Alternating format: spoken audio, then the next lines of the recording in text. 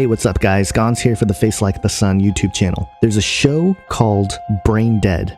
It's described as an American political satire science fiction comedy drama, and it was created by Robert and Michelle King. Now the show, BRAINDEAD, stars Mary Elizabeth Winstead, who plays Laurel Healy, a documentary filmmaker who takes a job working for her brother Luke, who is a US Senator, to try to find some funding for her film. Assigned as his new constituency caseworker, she discovers that Washington, D.C. has been invaded by extraterrestrial insects, which are eating the brains and taking control of people, including members of Congress and their staffers. Now, the show was on CBS, so it was a mainstream outlet here, and you can watch the whole series on Amazon Prime. It's a decently entertaining show, but I think there's a lot of underlining messaging going on here as well. And that's no surprise since Ridley Scott is one of their executive producers of the show, who of course is known for producing Alien and Blade Runner. Now again, the show is considered political satire and science fiction because it really does make fun of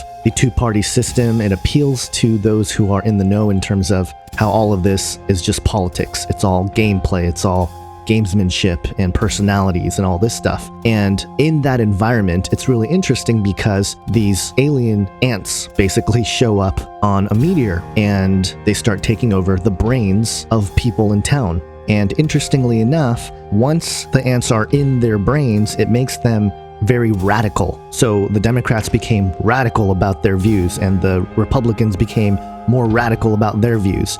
It was really interesting how they played on that notion of radicalism or extremism as somewhat of an infection, a brain infection by an alien being. There's definitely references to Gnosticism and the idea of the archons here, but in any case, the character of Laurel Healy, the main character of the show, discovers this pretty early on, and she thinks she's going crazy, but then she finds a couple other people who happen to be pretty smart and whatnot, who also discovered this thing with her and began investigating it, and it's sort of this unspoken thing that they're looking at throughout the show. Now, the reason why I bring this show up is not so much because I wanted to do a breakdown of all the symbolic gestures and stuff that happen within the show, and there are plenty. Again, it appeals to those of us who study these topics.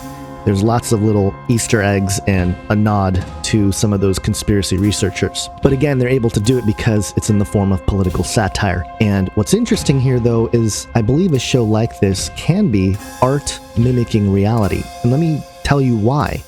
The show first aired in June, so it's been a few months since it's been on, and they had new episodes every week or a couple weeks. And interestingly enough, on episode 11, which aired on September 4th, 2016, called 6 Points on the New Congressional Budget, the False Dichotomy of Austerity versus Expansionary Policies. And, again, it's supposed to be this absurd title because, there's a guy that's looking into the law books and he's finding all these loopholes and finding out where the other party is hiding certain information, which happens to be the agenda of the ant-alien colony or whatever.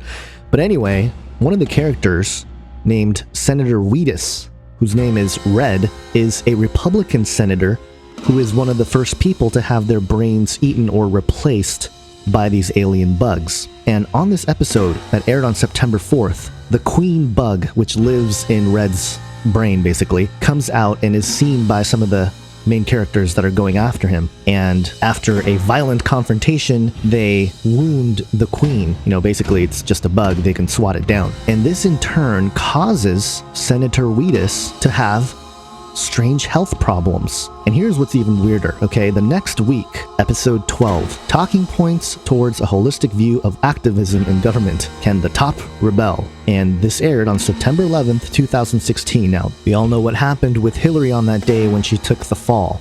And I just find it very interesting or ironic that in this episode, Red Wheatus struggles to speak on the podium. And he's basically falling over. In fact, he even has the character Gareth Ritter, who is a staffer for Senator Wheatus and happens to be the lover of Laurel in the show. He's sort of the prop-up guy. He's the guy who played that handler role that we saw with Hillary. It's very bizarre that on the same day in real politics, Hillary's health issue went big time mainstream. is the day that this show aired, BRAINDEAD, where Senator Wheatus, who has the queen alien in his brain, stumbling and falling and having health issues. Even stranger, on the second half of the episode, Red Wheatus, again, he's still struggling, he's still trying to recover, is seen wearing sunglasses. Now, I know it's a very subtle thing and maybe even a coincidental thing, but what did we see later that day on September 11th with Hillary? We saw her walk back out, or allegedly her, walk out with her sunglasses waving to people and all this. I find it very strange. This seems like too much of art mimicking life, but there's no way the production team would have been able to include these references the day the show aired if there was no foreknowledge of the actual events going on. Now, at the end of this episode, Red Wheatus kills U.S. Senator Ella Pollock, and the Queen basically eats the superior male bug that was in Senator Ella Pollock's head and basically regenerates.